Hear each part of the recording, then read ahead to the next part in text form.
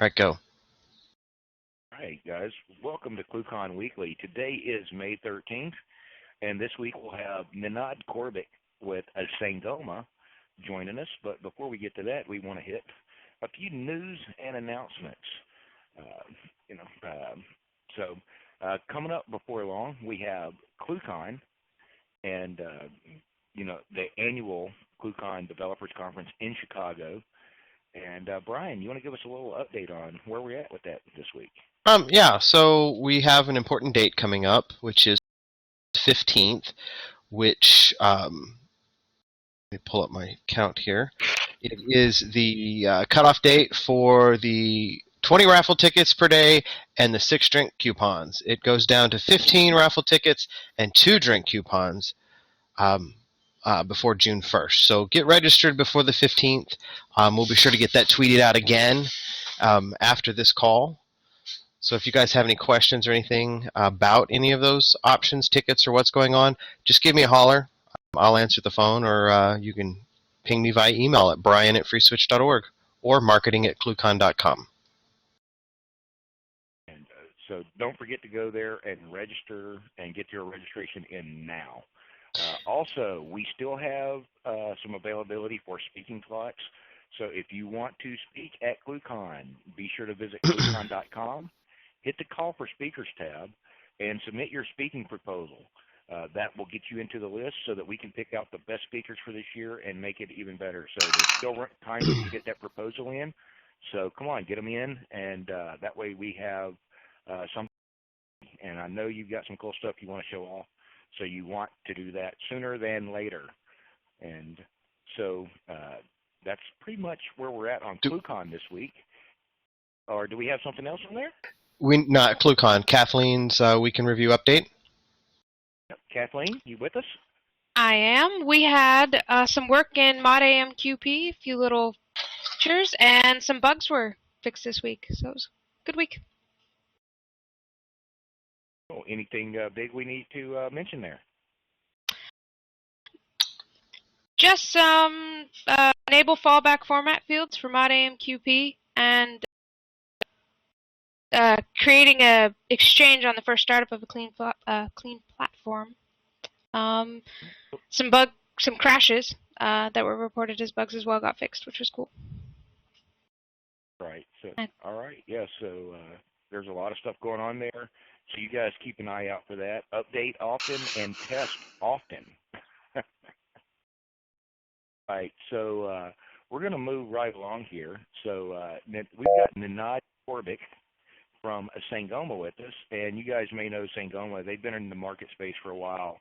I think my first exposure to Sangoma was way back in the day doing SNA gateways off of IBM mid-range computing, and we had a Sangoma card and a PC that would let us drop that onto our old works. And then more recently, they've been manufacturing T1 cards and that sort of stuff that we've all used in our PBXs and TDM gateways for quite a while. And they're keep on coming along, the SS7 stacks, all kinds of other fun stuff now. So Nenad, how are you doing today? Excellent, thank you. Thank you for having me. Well, we appreciate it. So you want to give us a little intro on yourself, a little bit better than what I just did, and tell us a little bit about Sangoma, and you can then take the floor. Oh, perfect. Thank you very much, Kent. That's great. So my name is Nenad Corbic. I'm VP of Engineering at Sangoma. And yes, I've been affiliated with FreeSwitch and ClueCon for many, many years. So let's start the slide, and then we can kind of get into a little bit who we are and what Sangoma has been up to. So Sangoma, we think of ourselves as an IP connectivity company. Our roots are rooted in TDM, as Ken said. Good old SNA projects, a very, very long time ago, actually. We developed TDM cards for we moved into gateways and SIP to TDM, empowering the VoIP to TDM communications, starting with the Vega line of gateways and high-density TDM to SIP gateways, as well as moving to pure IP products such as our session border controllers. You know, we're very, you know, believe in open source. We're contributors to the open source, and you know, our kind of motto is that every must work. Even though VoIP, new TDM, and you know, every product that Sangoma builds, our motto is that, you know, it just should work. So going next, Simon, Brian. Sangoma and FreeSwitch, you know, it's kind of, we have a very interesting and long history together. You know, I've worked with Tony for a number of years, even before FreeSwitch was actually conceptualized. And we've been sponsoring ClueCon since inception, since the first one. We have tried to use FreeSwitch in our products from like day one. We've tried to promote it itself, and you know, we think that we have a great history together. So next, Brian. You know, just in history, we have parallel paths. 2005, FreeSwitch was an idea, and Sangoma was a provider of telephony boards for the open source PBX market. And today, you know, FreeSwitch is the ultimate communication platform. It really does everything. It's a Swiss Army knife, and of the soft switch, and you know, carriers use it, and it's just an amazing platform. Sangoma uses it as well, and you know, Sangoma today, you know, is IP connectivity company, you know, and we provide session border controllers, link solutions, VoIP gateways, and pretty much IP to IP or IP to TDM communications. So today we're talking about last mile. Right, it's an interesting topic. I've had a lot of interest in that topic, talking to different carriers, different customers, and you know, this conversation, this presentation is going to be more exploratory as well with you, and we're looking for information. And a lot of you run your own telcos and your own providers, and so I'd be very interested to know how you feel about the last mile. You know, so we feel that there's a real need for a VoIP demarcation device that is cost effective and is able to provide like deep troubleshooting and debugging tools for signaling media and network problems. So this is, for example, a picture of this. This picture is actually a picture of Sangoma's setup. We run hybrid system in our office. We are a global company running offices in a number of different countries: UK, India, US, and you know, we have a dual we have two communications platforms. We have a free PBX platform that we run as a PBX, as well as a link platform that we run link platform across all our whole. All our staff use it. So our session borders controllers are used at the edge, and they're connected to all the SIP trunks that we have, you know, connected that provide us DIDs and numbers throughout the world. So this is really a simplified picture of what we're running in our office, in our headquarters. Okay, next. So the last mile challenges. So voice is a critical service. I mean, video is coming, getting there, but voice really continues to be a critical service. And you know, when you're providing a voice service, when the customer calls in the complaint, they're excited. Usually, what we have found is when the customer calls, they have been suffering with the call issues or quality issues throughout the day, and by the time they call, they're already extremely upset. And there's a very short window of time, you know, to actually save that customer or to kind of, you know, improve the quality of the experience without actually losing that customer. So without the CP equipment, you know, the carriers only see half the picture. You know, having to travel to the customer side is almost never an option, and you know, having to install some temporary CP equipment to troubleshoot kind of weird, you know, eclectic issues is really, you know, time-consuming and not cost-effective. And then, you know, having to enable debugging after a problem has occurred is really, that's kind of been a standard procedure customer calls in, has a problem, and then you enable debugging. Let's try to reproduce the problem. And we feel that that is just not the way to go, because your customer has to re-experience the problem again, and just exasperates the customer even more. So next slide.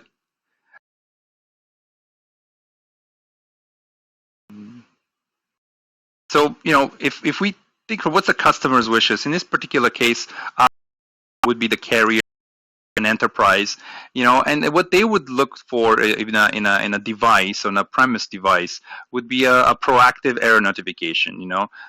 Determine the customer has an issue before the customer experiences it, or at very least at the same time.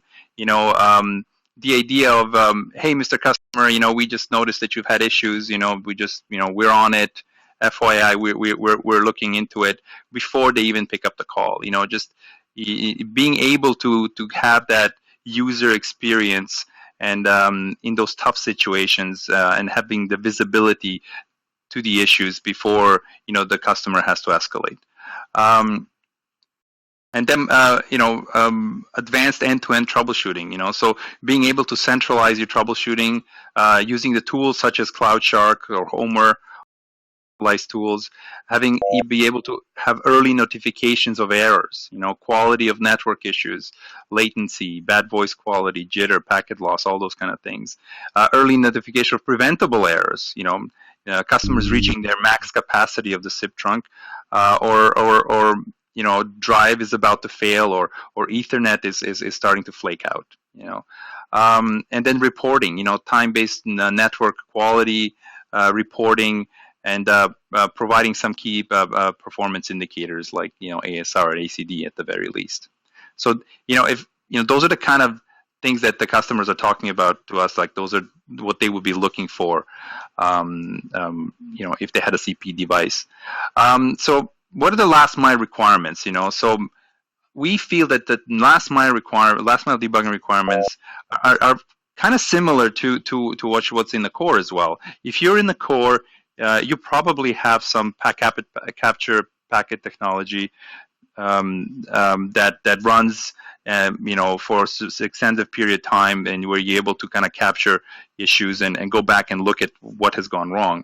So we feel the same way. Ability to debug, proactively capture, and for an extended period of time. So not enabling capture only when there's a problem, but continually to capture as a default behavior, which means that you're able to easily go back and identify the problem, after it has happened, right? All Sangoma devices are able to capture both signaling and media, which is kind of a differentiator in the marketplace. A lot of the bigger players, they can capture signaling but not actually media, because media is handled in the DSPs, and that never actually hits the process. The cost is also one of those kind of requirement. If a carrier or an enterprise is going to put a CP device, it does have to be cost sensitive and in a proportion, maybe on the SIP trunk costs, and it can't, or if the customer is putting a $4,000 PBX system, they cannot be times factor of that price. So the cost sensitive at the premise, it has to be in line with the service that they're purchasing. And then zero touch provisioning, we feel very, very strongly about zero touch provisioning, and we have invested extremely heavily in providing a full RESTful APIs and different technologies to actually zero touch provision the box. Next. So troubleshooting, right? We identified that troubleshooting. We feel that on a CP or a premise device, troubleshooting is probably one of the most important features. I mean, we can go through features that the premise device like an SBC would have. Whether it's security, whether it's demarcation, whether it's normalization, whether it's supporting remote users. All those things are important and are needed to provide a facilitate an SBC device and to facilitate service. However, what we hear from our customers is that their pain lies not in provisioning or not in establishing the service. It's actually supporting the service, right? So so again, our ability to perform long-term captures, up to a week or more of real-time, non-stop capture, and with the ability to go back and to determine the problem as they happened. Ability to detect the RTP, CP, and MOS scores, and they append the quality to information to the CDR, or trigger email on bad calls. And then ability to correlate bad calls with network captures for easy filtering. Okay, next. We talked about CloudShark. CloudShark, I don't know if you're familiar with it, but it's similar to Wireshark, but it lives on the browser. We are looking actually we're in the talks to having CloudShark, run inside of our SBCs natively. So this is, the CP device has two options. They can upload the captures if the bandwidth permitting, of course, or you can actually get in and try to debug the calls live through the GUI on the device itself. Which is actually very positive, because then you don't need to actually download the files, or you can search and do ladder diagrams directly on the box itself. And again, our ability to push to the third party. Okay, next one.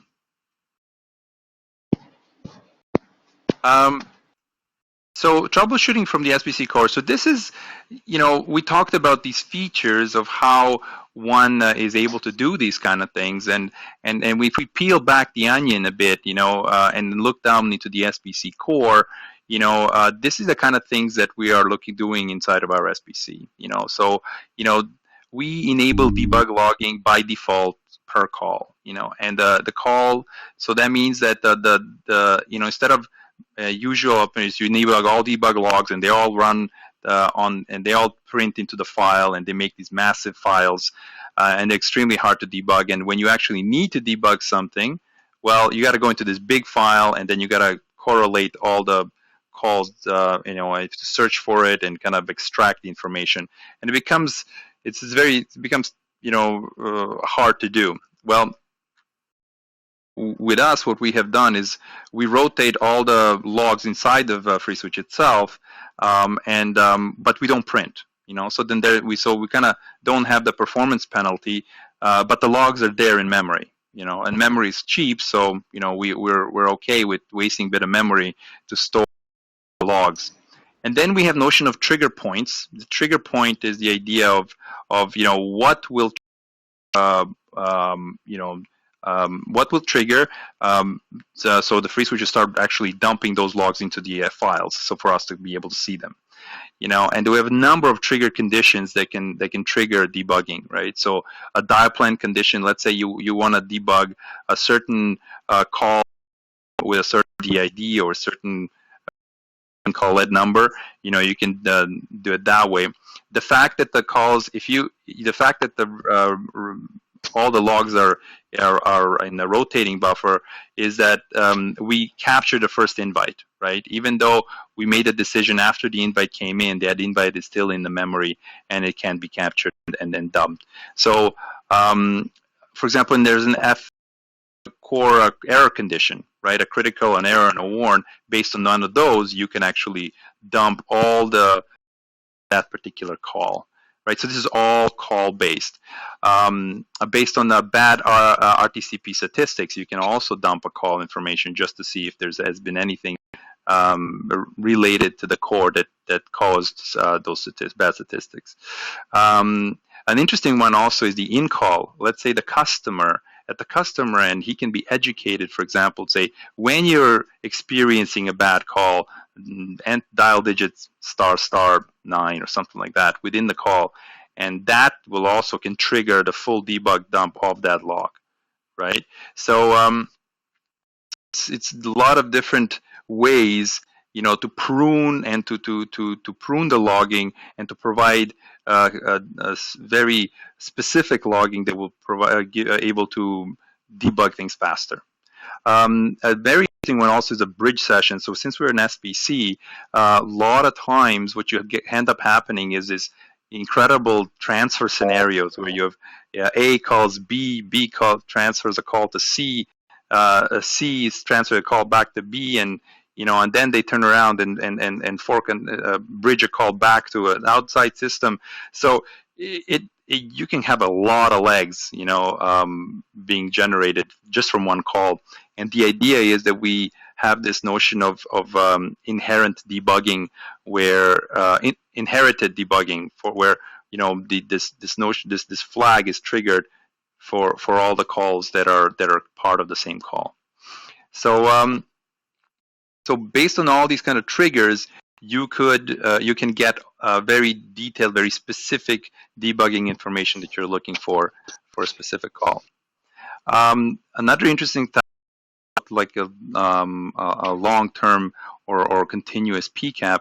Well, one feature that we're still working in the works is to correlate the triggers with the PCAP that is currently running. So what that means is that we will be able to, since we know the port, the information about the call, we are able to extract the PCAP packets related to that call from the main PCAP file, which will then allow you to have the PCAP recording of that particular call, not just this big file. So in the end, you don't need to go for that PCAP within a massively big PCAP file. You're able to actually get the PCAP for that particular call. Again, notification is extremely important because you want to know that something has happened. So we are able to trigger on email, trigger these kind of notifications via email, and so on. And then from the GUI perspective, ability with another feature that we're kind of working on right now is the ability to do a real-time audio levels on existing calls. So as you have calls, as you're debugging, you're able to see the audio levels on the calls that you're interested in. It's like a simple way of seeing is the audio even there. And then, for example, like a lot of the times, it's network related. The issues can be network related. I've seen personally issues where, audio is perfect throughout the day, and then between 3 and 5, all of a sudden the audio is bad, and the customer's network connection is, latency shoots up between 3 and 5 due to traffic spikes and oversubscription. So, I know that has never happened to anybody else, but I personally have seen that happen a number of times. So time-based, reporting is also kind of important in seeing how the quality of service and looking at, when you're debugging, looking at these time-based patterns. Is there anything related to the network or capacity or errors, and kind of laying these network diagrams together can provide hot zones or very graph-like information that can be easily, the patterns that can be easily detected. Okay. So yeah, those are the kind of core implementations that we've been kind of working on inside of our core FreeSwitch. We run FreeSwitch inside of SBC as the core VoIP engine, but of course we do not run RTP inside of FreeSwitch. We have our RTP runs inside of our DSPs. So that's how we've kind of separated it too. Zero-touch provisioning. So another kind of very important, aside from troubleshooting, which is a massive, we feel, very, very big an important feature, and we feel that's kind of a differentiating feature for Sangoma, offering these probably the best debugging tools that one has for VoIP debugging. Aside from troubleshooting, we're talking about is the zero-touch provisioning. So, there's a lot of vendors, and they talk about REST, and they talk about REST in specific scenarios. Well, we have gone completely RESTful. So our SBCs are 100% RESTful, meaning that you're able to bring up the device and configure it and operate it everything through REST. The way we have designed our GUIs, everything the GUI does is done through REST internally. So we really have only one access to the configuration of our SBC, and that is the REST, right? So so from networking to firewalls to SIP profiles to SIP trunks to domains to users, everything can be programmatically configured and in real time. And then the idea is that there's a lot of buzzwords out there about NFV and software-defined networking, and this is something that we can easily integrate with any orchestration platform out there, using VMs or software-defined networking. We have a Python SDK on GitHub, and one can take sample applications and work with them and be able to see how it works. We have customers like Windstream that use this stuff to provide seamless service. Like you go in a browser, click I would like to buy a SIP trunk, 1, 2, 3. They press submit, and all of a sudden their SIP trunk is provisioned and ready to go before they even have time before the page finishes the loading, right? So those are the kind of instant on services can be built using the REST and zero touch provisioning. TR69 is also something that we already have now with our SBCs. That we've done this for some of our bigger carrier customers that do have TR69 provisioning systems, and those we found that TR69 is being used just really with the big carriers. And then EMS, a lot of you might know, but Sangoma owns free PBX. So and as part of the free PBX acquisition, the M3 management and monitoring system is being worked on to support Vegas and SBCs right now. So there's a lot of collaborations that we're working with the free PBX team, and kind of working cross product and coming up with some new innovative solutions with the free PBX platform. Okay, next. As premise device, again, security, the reason security is number 3 here, it's not that it's not important. Of course, security is important, and fraud, and this is where you can really get hurt with VoIP. With good old TDM days, security was kind of default. It was there, it was built in, it was private, and you getting hacked, the hackers really have to maybe guess your PIN number of your mailbox, and that's one way of getting hacked in old TDM systems. With VoIP, there's like 10 more times more ways to get hacked, and unfortunately, when the PBX and our VoIP systems get hacked, real money is at stake, right? And that real money means that when they 10 cents a minute, international calls can add up real quickly, and you can have thousands and thousands of dollars of fraud, at the end of your month that you didn't expect. So there's very high-profile cases where it happened, and fraud is huge. It's this mind-boggling number per year of what VoIP fraud constitutes. But using an SBC to protect a PBX system or a premise system is a viable solution. It does provide the denial of service attacks. We use kernel IP filtering, blacklists with dynamic ACLs, or we can do per message filtering, limiting per profile per trunk. So there is quite a bit of security built in where you can really tailor security per profile per SIP trunk, per system. So the metrics and notifications, we have MOS and RTCP scoring, notifications on bad call quality, And then normalization, of course, normalization is another kind of a important feature of a CP device where, SIP is getting much, much better these days, where a lot of the equipment today talks SIP natively, and there's not as much of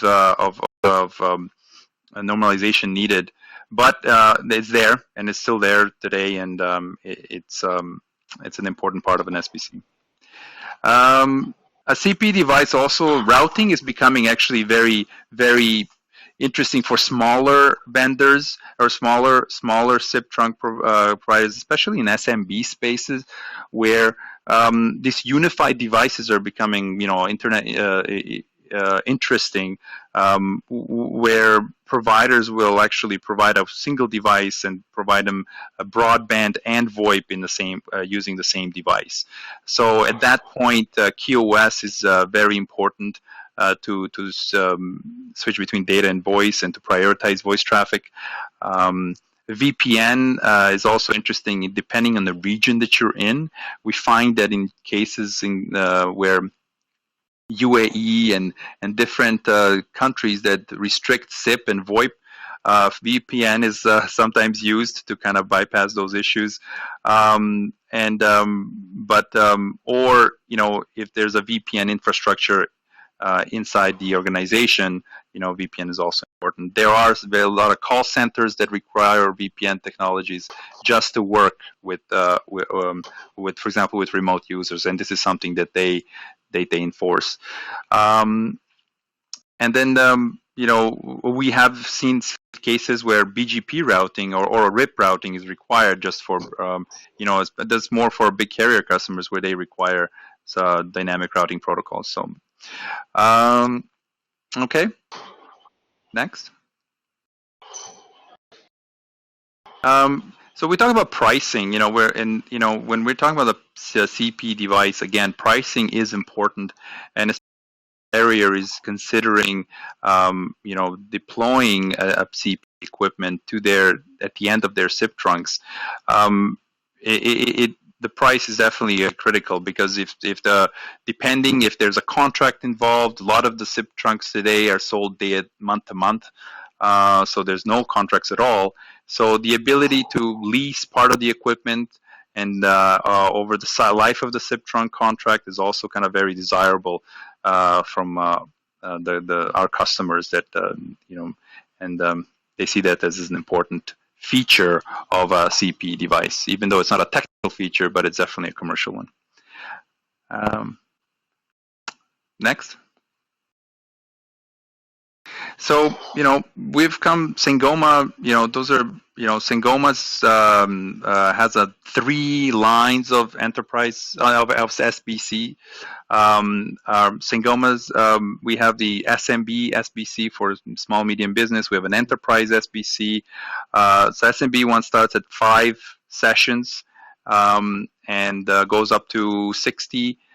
The enterprise starts with, can start also with 15 sessions and go up to 250 sessions. And then we have the carrier SBC, which is not in this picture, but it's that goes over to 4,000 sessions.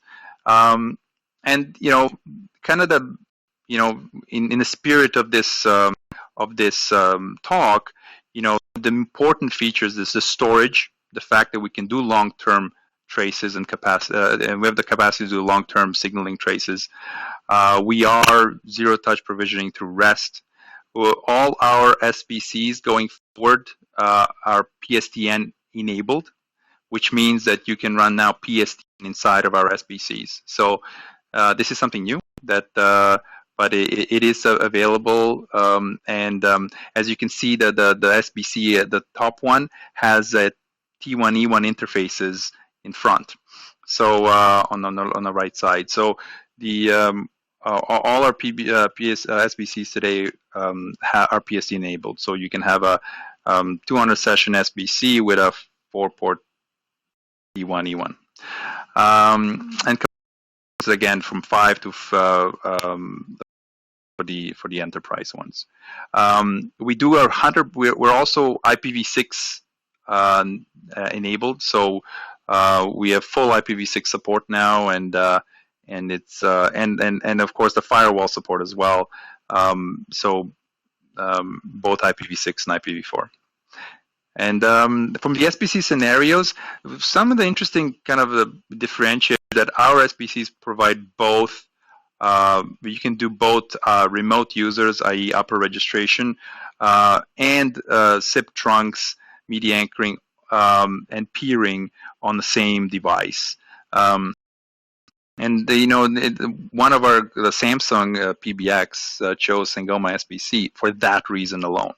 And they're, for them, an SBC that's able to provide remote users and provide peering and SIP trunk access on the same SBC, it was very desirable. So it does provide all. And another thing that we're also working on and we're releasing is the ability to do this kind of MSBG. MSBG is a marketing term, multi-service business gateway, but on the same platform, because this platform is quite powerful, you are able to run VM applications inside of it. So the idea is that our SBC TDM platform today is becoming, you can use it as an SBC or TDM gateway or a combination of both.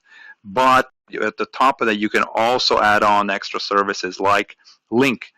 So today we can enable Link on it as well, and as a branch office appliance, or X into it, and then becomes a PBX SBC combination.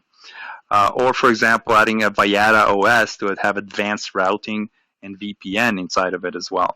So as the market is to this Swiss Army approach, and especially on the enterprise side, where they're looking to consolidate these kind of boxes together into multifunction boxes and to do more. And the equipment is getting powerful enough to actually allow us to do that. So that is kind of my presentation. The last mile debugging and with Sangoma's SBCs. Does anybody have any questions for Nenad? You can press 0 to unmute or message them in either the HIP chat channel or IRC.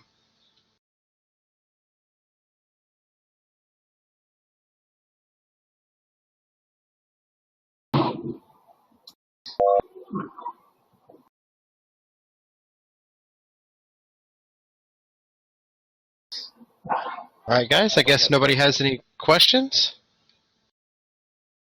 So these were for Vegas only or for that border? I mean the presentation, because I wasn't listening from the start. This is the session border controller, so the net border session border controller, yeah. And we have. So our session border controllers have 2 lines. We have the Vega Enterprise SBCs, they're called, and then there's Net Border Carrier SBCs. And that they're kind of not to be confused with the Vega gateways, which are the actual standard VM gateways, right? So, but our Vega session border controllers, as I said, they're the ones now that they do have TDM access as well. Okay.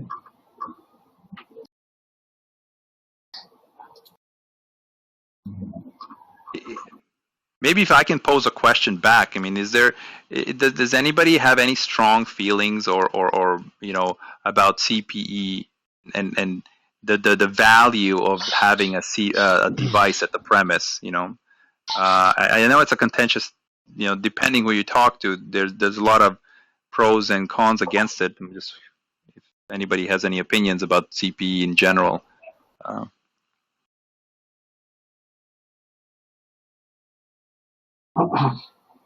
Actually, I do want to wait on gateways, so I can't really talk about that.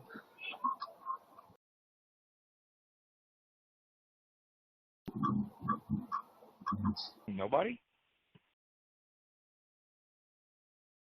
Right. Wow. What a quiet crowd today, Nenad. I've got a question for you real quick, Nenad.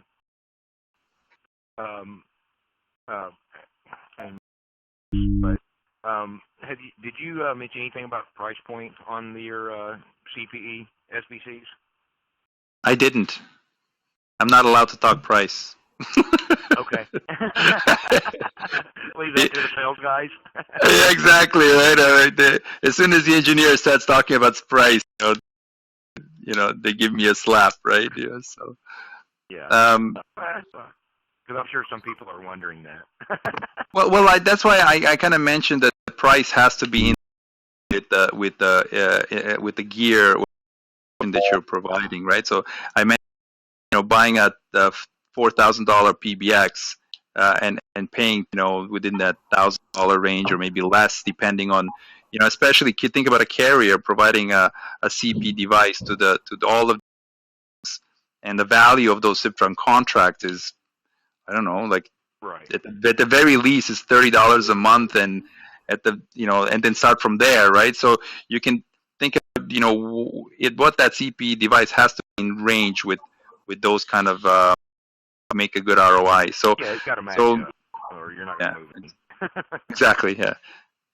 So where that is, whether is it 10 or is it 15% or is it, this is the stuff that you would work with the Sangoma people if that's your interest in that. Can these Anybody else gateways have do a it? question? Oh, sorry. Go ahead. Yeah. So can these gateways do H323 as well? I mean the SBCs, right? He's asking if it does H320. Yeah, correct. Yeah, we actually do have H323.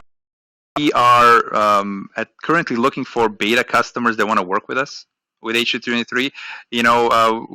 We have it, but we haven't actually GA'd it. We haven't released it because it's just a number of H323 customers, but they never kind of panned out. So if there's interest for H323, we are looking for some kind of lead customers that will.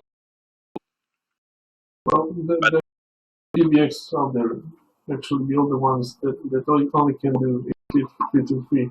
That is why I'm asking. And there are Citrons from the carriers, so I guess that would be a good point. Yeah, I see the market.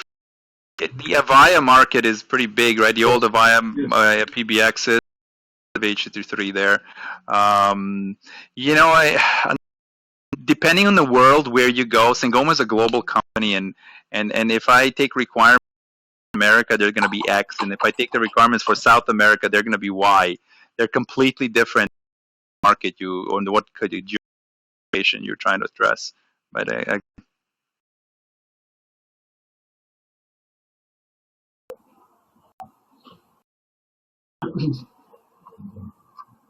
Okay, anything else, guys? So if I the answer is no, right? You can give me this. Right now, it's no. It does not support H323. Yeah, well, officially we don't support it, but as like I said, like, and it's there. It's just we're looking for somebody to work with. So if you have an H2 network and you want to work with us, we'd love to work with you. Okay, thank you. All right. Anything else for Nenad? All right, guys. Nenad, I want to thank you for sharing with us on your SBC everything else today. So thank you very much for coming out and joining us. If you guys want to get more information on Sangoma's SBC and what those guys are working on, you can visit them on the web at sangoma.com. And, I hope to see Nenad and Moy both from the engineering team at ClueCon this year. So they're, I don't know, how many have you been to, Nenad? I think you've only missed. Maybe? I have not missed a single one. Man, you're like Moy like, has. Moy has. Yeah, there's only a few. Moy had an excuse last year. Yeah, Moy was busy last year. Yeah. So if you guys, that's actually a good time to come out and meet Nenad and the rest of the crew and just hang out and chat with them. They're actually some cool guys. So join us at ClueCon. You can see them there and actually have good conversations with them on what they're working on and how they can also help you out on some of your projects if that's what you need. So don't forget, join us at ClueCon this August. You can visit us on the web at ClueCon.com to get more information there. Also, next week coming up, we're working on what we're going to be doing next week, but week after next, we will have the guys from the Open RTC group, or ORTC from the working group. We'll be here talking about ORTC. If you're wondering what ORTC is, that is going, that's being positioned as the next generation of WebRTC. And it's full API and all kinds of fun stuff there. So join us here again, watch for the announcements on that. And of course, we will be right back here at conference.freeswitch.org, and you'll also be able to follow us on YouTube. So join us then, and we'll see you guys later. Thank you. Thank you, Ken.